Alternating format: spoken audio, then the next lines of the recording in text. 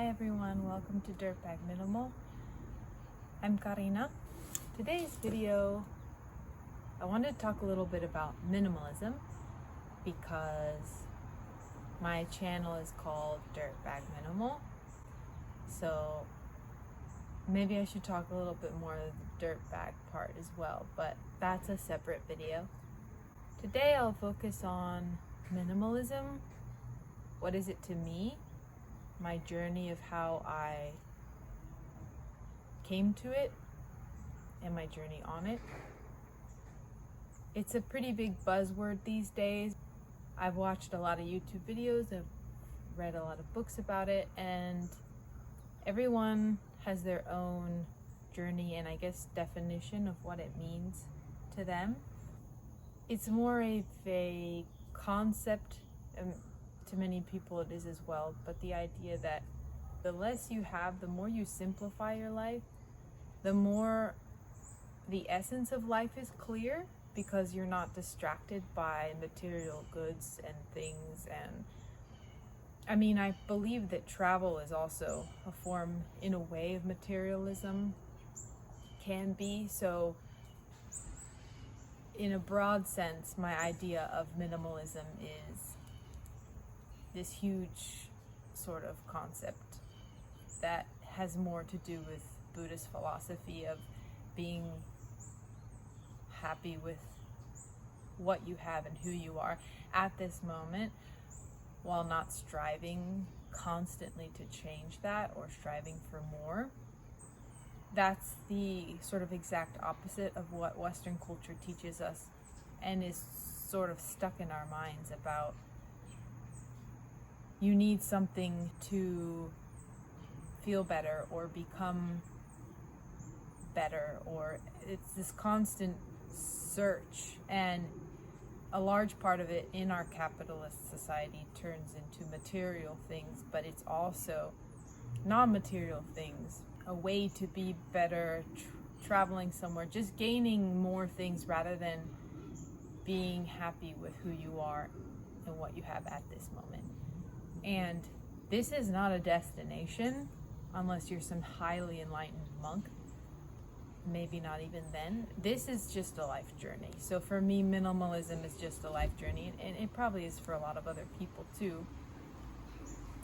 In terms of mindset, I started meditating. I started going to a meditation studio years ago in Chicago. And that's when I really got interested in meditation and Buddhist literature and such. This whole concept is kind of what started my ideas of minimalism, because it's where you stop looking around at what else can you get, but rather what do I have. And so living in a city, I had more stuff, more clothes and things like that, but I moved apartments a lot, so I always had to be kind of lightweight in what I carried. And I've never been interested in gathering a lot of stuff like knickknacks or things like that. I think they just accumulate over a lifetime. I think in the past 3 years I've gotten a lot more focused on minimalism in each object that I have, just by seeing other people practice this and seeing what they're letting go of. So I'm way more mindful of what's coming into the house and very aware of the energies that they're putting on to me. And I don't mean energy in a new agey way per se, I just sort of mean energy of stuff, because stuff is energy and it just accumulates. And what memories do I have tied to that? And every time I look at that object or that piece of clothing, does it make me feel good? Is that sort of subconscious thought that my mind recognizes this object? What is it contributing to myself? The less stuff I have, the less clutter I have, the better I feel in my brain. And I think that for mental health, and this has been proven as well, like the less clutter you see, the less stuff, the clearer you feel in your brain. And so that is really appealing to me.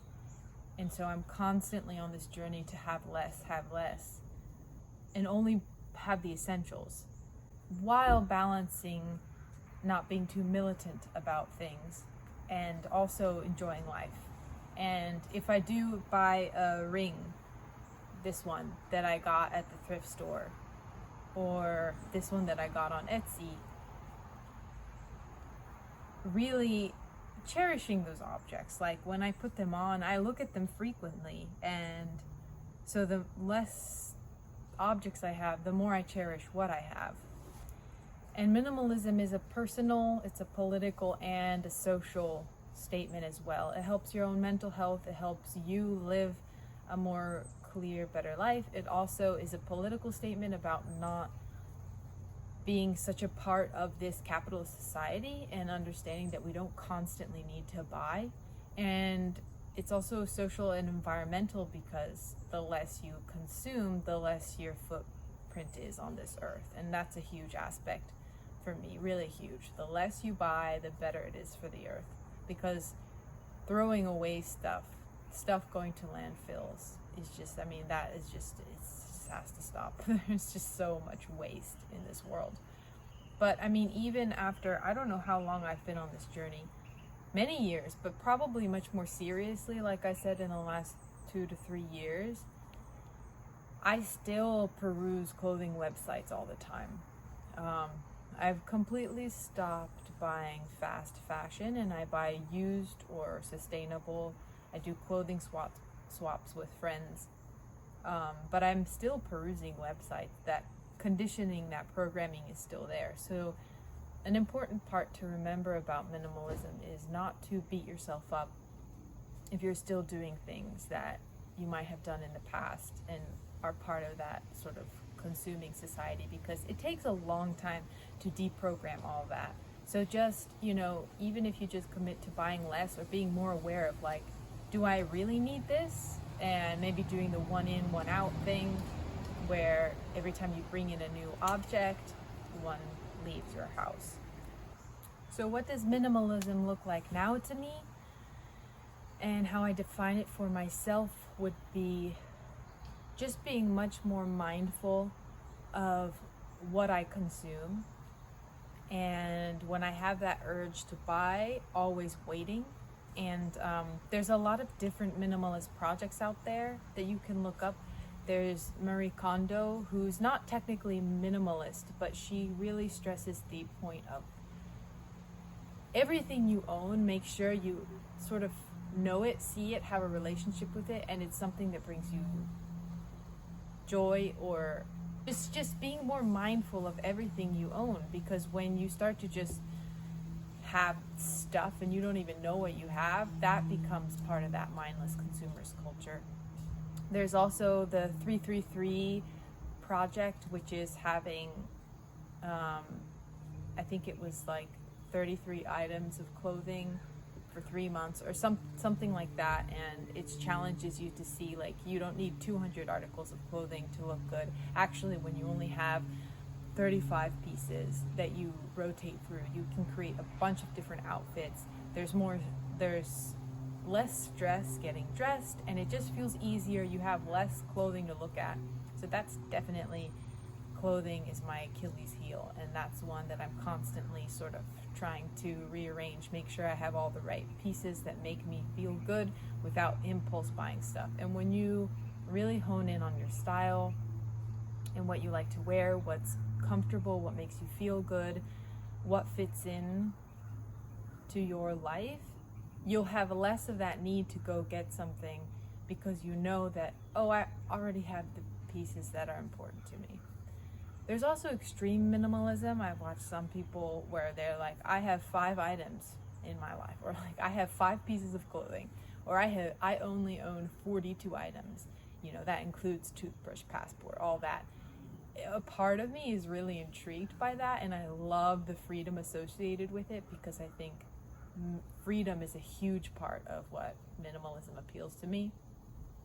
But when you go that extreme, that's just the other end of the spectrum, in my opinion, because we do need things to make food, to do all this stuff. And inevitably, if you only own 42 items, you're going to be asking other people a lot. Like, how much are you sacrificing just to, like, get to this point? So it's definitely a range, and you can fall anywhere on there. I think the most important thing is just to watch your consumption and be aware that anything that you put in the trash is going to a landfill. Like anytime you get rid of anything, even clothes, donating, most of the clothes that you donate to thrift stores don't get resold. They get thrown into a landfill. So every item that you bring into your house is putting an impact on the environment, on your wallet, on your energy, because you'll have to use it, do something with it, get rid of it. So anyway, minimalism, I think the biggest takeaway is it's a mindset, because we have a lot of us come with this scarcity mindset, like we're trying to hoard, take care of, like make sure we have the right stuff. And I think that comes from, like, it's a deep instinctual feeling, but truly we can let go of that because we have what we need. So realizing when you're buying things coming out of scarcity or fear, or trying to make yourself feel better, and really valuing what you already have. When you appreciate what you have and value that, it's a really beautiful feeling, because you feel satiated. And I'm not there. I'm working on it. I'll be working on it for the rest of my life, but it feels good once you stop wanting so much. And when you have clear space and less clutter, you feel less tied down. And that's a huge one for me. So anyway, thanks for watching. I'd love to hear comments about what minimalism means to you, if you're new to the concept, if you want to get more into it, or any thoughts you had about the video. And I hope to be sharing more videos about minimalism, breaking down my wardrobe and the parts that are really hard for me, and also sharing some tips on what has really helped me and why. Thanks.